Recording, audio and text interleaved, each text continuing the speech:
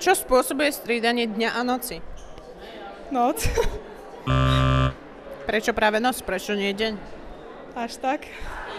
No tak, že spíme a potom ráno sa zobudíme do školy. Aj keď síce nerad stávam do školy, ale stávam.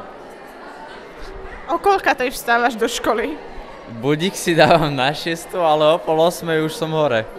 Takže ak by si ty raz nevstal ráno, tak by vlastne stále bola noc. Áno, v podstate hej. Pre celý svet. Nie len pre mňa. Ale my nehovoríme o tvojom dni a noci, my hovoríme celkovo o deň a noci. No tak potom...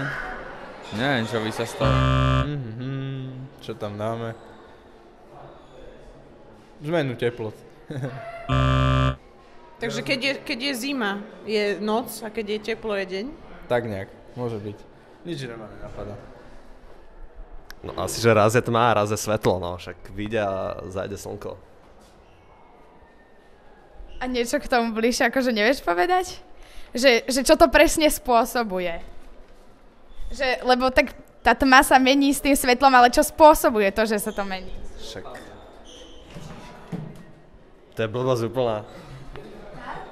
Však, že sa tlačí sem, ne?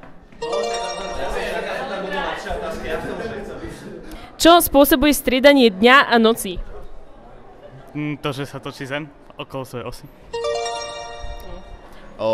Mesiac. Prečo mesiac? No, a čo si sa pýtala? Čo spôsobuje striedanie dňa a noci?